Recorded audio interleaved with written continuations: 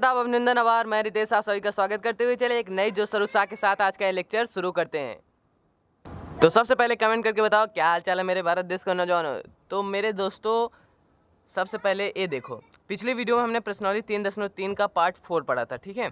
और पार्ट 4 में हमने प्रश्न जो तीसरा था उसका तीसरा और चौथा सवाल कर लिया था बिल्कुल आसान तरीके से। उसमें था एक नगर की टैक्सी वाला और पीछे था एक क्रिकेट 7 बल्ले 6 गेंदे वाला, पूरा हमने कंप्लीट कर लिया था, ठीक।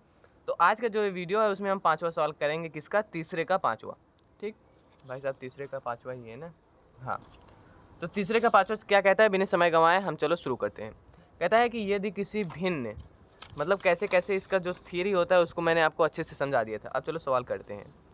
कहता है यदि किसी भिन्न के अंश और हर में दोनों में 2 जोड़ दिया जाए, अच्छा, तो वह 9/11 हो जाता है। देखो एक शर्त हमें दे दिया, यदि अंश और हर दोनों में 3 जोड़ दिया जाए तो वह 5/6 हो जाता है। अच्छा, तो वह भिन्न ज्ञात कीजिए। देखिए हमें भिन्न ज्ञात करना है। देखिए हमने बताया था कि जो हमें ज्ञात करना होता है वही हमें मान लेना होता है। सही बात है कि नहीं? अब जैसे देखो, भिन्न क्या होगा? भिन्न में एक होगा हर, एक होगा अंश, ये दोनों होंगे कि नहीं? मतलब हमें हर अंश और हर दोनों मानना होगा। तो चलो पहले देखते हैं, यहाँ पर लिख देते हैं v वाला और यहाँ लिख देते हैं हल हल हल हल हल। अच्छा, हल। तो सबसे पहले माना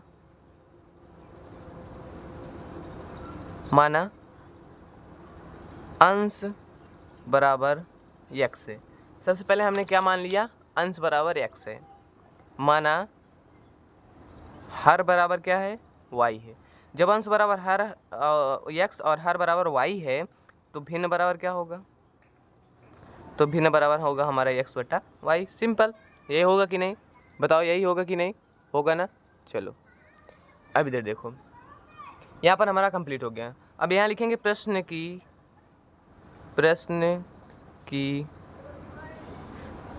प्रथम शर्तानुसार। प्रश्न की प्रथम शर्तानुसार देखो, कह रहा है कि अगर हम अंश में भी 2 जोड़ दें, हर में भी 2 जोड़ दें, तो हमारा जो भिन्न हो जाता है वो 9/11 हो जाता है। देखो x + 2 बटा y + 2, x बटा y हमारा भिन्न अंश है, x उसमें 2 जोड़ दिया, y में हम 2 जोड़ देते हैं, बराबर भिन्न हो जाता है हमारा 9/11। अब इसे हम सॉल्व कर लेते हैं। सॉल्व करने के लिए 11 का गुणा इसमें करेंगे, इसका गुणा इसमें करेंगे, 11 का इसमें करेंगे तो 11x हो जाएगा, 11 का गुणा 2 में 22 हो जाएगा, इसका करेंगे तो 9y + 18, काम खत्म, सिंपल। अब इधर देखो, 11x से जितने चार पद हैं ए इसको इधर लाते हैं, 11x इधर ला लें -9y बराबर इधर 18 बचा -22। तो 11x - 9y बराबर 18 - 22। सबसे पहले देखो बड़े अंक के सामने माइनस हो तो माइनस 2 2 4 घटाएंगे तो -4 आएगा। यहाँ पर हमारा ए पहला समीकरण हमें मिल गया, ठीक। अब देखते हैं प्रश्न की द्वितीय शर्तानुसार। यहाँ लिखना होगा प्रश्न की द्वितीय शर्तानुसार। प्रश्न की द्वितीय शर्तानुसार क्या कहता है? यदि हम अंश और हर दोनों में 3 जोड़ दें तो भिन्न 5/6 हो जाता है, ठीक। चलो x + 3 बटा y + 3 बराबर भिन्न हो जाता है हमारा 5/6। फिर उसी प्रकार 3 गुणा 6 का गुणा इसमें 6x + 6 × 18, 5 का गुणा इसमें 5y + 15। अब y को इधर लाएंगे, 6x - 5y बराबर इधर 15 और 18 इधर गया ऋण 18। चलो भाई, तो इधर 6x - 5y इसको ऐसे लिख दिया बराबर 15 - 18, बड़े अंक के सामने माइनस है तो माइनस, 15 में से 18 गया 3। ये हो गया हमारा ... हमारा दूसरा समीकरण। अब देखिए 11x यहाँ -9y है और यहाँ देखो भाई 6x - 5y है, तो कोई यहाँ पर मतलब यहाँ जोड़ें या घटाएं कुछ भी नहीं कटेगा। तो वही हम काम करेंगे समीकरण 1 और 2 से, फिर विलोपन विधि से 1 को बराबर कर लेंगे, 1 बराबर हो जाएगा तो उसे हम काट देंगे। तो यहाँ लिखेंगे समीकरण 1 और समीकरण 2 से। समीकरण 1 और 2 से क्या, यहाँ पर 11x माइनस 9y बराबर -4, और यहाँ पर 6x माइनस 5y बराबर है -3 के। यहाँ पर लिखेंगे हम क्या, नीचे लिखेंगे हम विलोपन विधि से, या तो इसको बराबर कर दें, 6 का गुणा इसमें, 11 का गुणा इसमें, या 5 का गुणा इसमें, 9 का गुणा इसमें करेंगे तो y बराबर हो जाएगा। तो चलो हम यहाँ पर बराबर कर देते हैं, जानते हो क्या, 6 को। तो 6 का गुणा पहले पूरे में, 6 का गुणा करेंगे, 6 ग्राम 11 छक्के 66 x माइनस 9 छक 54y बराबर 6 चौक 24 -24। अब 11 का गुणा नीचे पूरा में कर दें, ये होगा 66 x माइनस 55y बराबर -33। यहाँ पर अब समीकरण 1 और 2 को घटाने पर माइनस प्लस प्लस, ये कट गया, यहाँ प्लस 55y है माइनस 54y है, तो यहाँ पर आ जाएगा केवल y। यहाँ पर देखो भाई सब माइनस था, यहाँ पर प्लस है, प्लस बड़े अंक के सामने तो प्लस आएगा, 55 में से 54 गए, एक आएगा, एक y लिखो या तो केवल y लिख दो, ठीक। अब देखो यहाँ पर प्लस 33 है, यहाँ पर -24 है, जब इसको घटाएंगे चूँकि बड़े अंक के सामने प्लस है तो प्लस ही रहेगा, और 33 में से 24 गए 9, तो y का मान हमारा आ गया 9। यहाँ पर हमारा काम ख़त्म।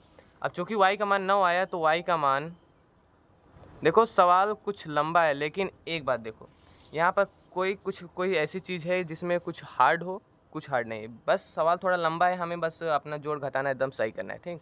अब देखो y का मान समीकरण 1 में रखने पर, यहाँ लिखेंगे y का मान समीकरण 1 में रखने पर, क्या रखने पर समीकरण 1 है 11x माइनस 9y बराबर -4, यहाँ लिख देंगे 11x माइनस 9y बराबर -4। 11x माइनस 9 गुणे 9 बराबर -4, y का मान 9 था, तो 11x माइनस 9 9 81 बराबर -4, तो 11x बराबर हो जाएगा -4 प्लस 81, ठीक। अब इधर देखो 11x बराबर -4 प्लस 81 प्लस 81 है, और माइनस प्लस है तो घटेगा, और 81 में से 4 गए कितना, 7 4 11 यानी 77, और x बराबर होगा 77/11, x बराबर 7 हमारा क्या आ गया आंसर। तो नीचे हम लिख देंगे क्योंकि अंश बराबर है x बराबर आ गया 7, और जो हमारा हर था, हर बराबर है y बराबर y कितना आया है हमारे पास 9, इसलिए जो भिन्न होगा क्या होगा, भिन्न होगा वो 7/9 हो जाएगा। यही तो हमसे पूछा था भिन्न ज्ञात करो, भिन्न हमने ज्ञात कर दिया, काम ख़त्म। तो चलो देखते हैं अगला सवाल क्या है, एक बार आप लोग फिर से देख लो। यहाँ पर शुरुआती से हमने ऐसे किया, फिर कुछ इस प्रकार से हमने ऐसे किया, और यहाँ पर हमारा इस सवाल पूरा ख़त्म होता है, इति सिद्धम, काम ख़त्म। तो चलो देखते हैं कि अगला सवाल क्या कहता है। जो हमारा अगला सवाल है वो कह रहा है कि 5 वर्ष बाद जैकब की आयु, 5 वर्ष बाद उस आयु उसके पुत्र की आयु से 3 गुनी हो जाएगी। अच्छा, पहली शर्त दे दिया, 5 वर्ष पूर्व जैकब की आयु उसके पुत्र की 7 गुनी थी, 2 शर्त दे दिए। उनकी वर्तमान आयु ज्ञात कीजिए। अब उनकी वर्तमान आयु यानी जैकब के पुत्र की और जैकब की वर्तमान आयु पूछा है, तो जो पूछा है वही हमें मानना है, काम ख़त्म। चलो देखते हैं कैसे होगा। देखो यहाँ लिखेंगे हल, माना जैकब की वर्तमान आयु मान लो x वर्ष, माना जैकब के पुत्र की वर्तमान आयु बराबर y वर्ष। देखो जो पूछा था वही हमने आराम से मान लिया, यहाँ तक ख़त्म।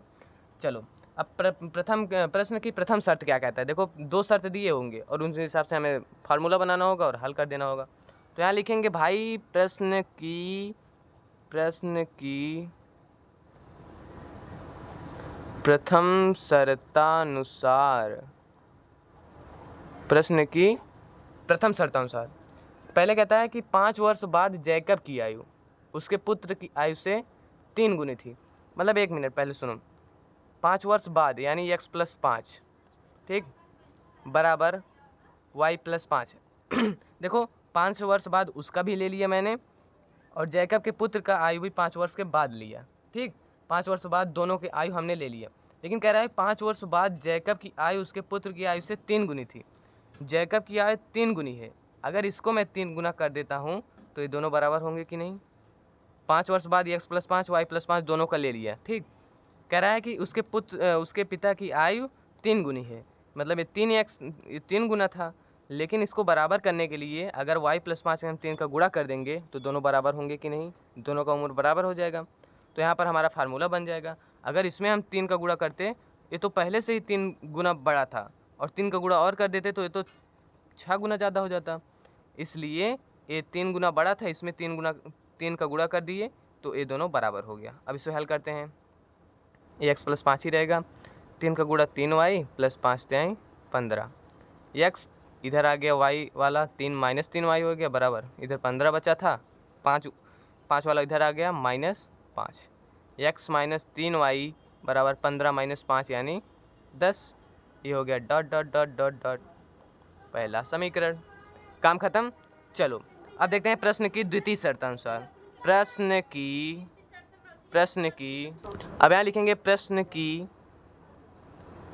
द्वितीय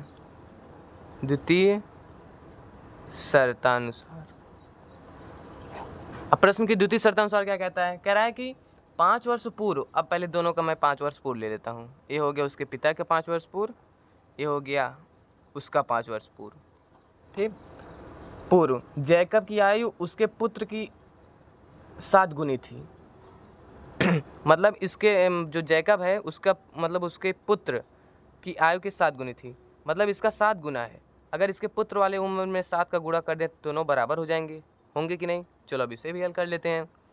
x - 5 बराबर 7 का गुणा y में 7y - 7 × 35, y वाला इधर ला लो 7y, यहाँ पर 35 बचा था, 5 इधर लाए तो +5 हो गया। तो x - 7y बराबर 35 धन 5, बड़े अंक के सामने ऋण लगा दिया, धन और ऋण है घटेंगे, 35 × 5 = 30। यहाँ पर हो गया हमारा a डॉट डॉट डॉट दूसरा समीकरण। देखो यहाँ पर भी x, यहाँ पर भी x, यहाँ पर भी x, यहाँ पर भी x। अगर दोनों समीकरणों को हम घटाएंगे तो चिन्ह परिवर्तन होगा, यहाँ चिन्ह परिवर्तन होगा तो यहाँ पर प्लस माइनस हो जाएगा और यहाँ पर प्लस ही रहेगा तो कट जाएंगे। तो हम क्या लिखेंगे, समीकरण 1 और 2 को घटाने पर। तो यहाँ लिखेंगे हम समीकरण 1 और 2 को घटाने पर। समीकरण पहला क्या है, x - 3y बराबर 10, दूसरा समीकरण है x - 7y बराबर -30। अब दोनों को जब हम घटाएंगे तो माइनस प्लस प्लस कट गया, +7y - 3y यानी 4y आ जाएगा, +30 धन 10 40, y बराबर 40/4 यानी y बराबर हमारा आ गया 10। अब y का मान समीकरण 1 में रखने पर, y का मान समीकरण 1 में रखने पर, y का मान समीकरण 1 में रखने पर, y का मान समीकरण 1 में रखने पर, समीकरण 1 है x - 3y बराबर 10, x - 3 × 10 बराबर 10, y का मान 10 है ना, x - 10 × 30 बराबर 10, x यहाँ माइनस इधर प्लस चला जाएगा तो 10 + 30, ठीक, समझ आया। चलो x बराबर हो जाएगा 30 धन 40। तो एक नई जोश और उत्साह के साथ ये पूरे अंत तक हमने एक जोश के साथ पढ़ा, और दूसरा मतलब यहाँ पर हमने दोनों सवाल कर लिया। तो यहाँ पर आप नीचे लिख देना कि जैकब की वर्तमान आयु यहाँ पर लिख देना 40 वर्ष, और उसके पुत्र की आयु यहाँ पर 10 वर्ष। तो यहाँ पर हमारा दोनों सवाल कंप्लीट होता है, और यहाँ पर हमने तीसरे सवाल का पूरा सवाल कंप्लीट कर लिया, और यहीं तक हमारा 3.3 भी ख़त्म होता है भाई साहब, ठीक, 3.3 पूरा ख़त्म होता है। अब देखो, अब प्रश्नावली 3.4 नेक्स्ट वीडियो में हम देखेंगे एक नई जो सरुसा के साथ। ऐसे ही स्टडी विद पैशन के साथ बने रहिएगा। वीडियो अच्छी लगी तो लाइक कर देना, जो कि आप करते नहीं हो। चैनल पर नया हो तो सब्सक्राइब कर देना, ताकि आप अपने गोल पर जल्दी से पहुँच जाओ और कोई भी वीडियो डालूँ तुरंत आपके पास नोटिफिकेशन जाए, इसलिए बेल आइकन को ऑल पर सेट कर लेना। तो मिलते हैं जल्दी नेक्स्ट वीडियो में। जय हिंद, जय भारत, थैंक फॉर वॉचिंग।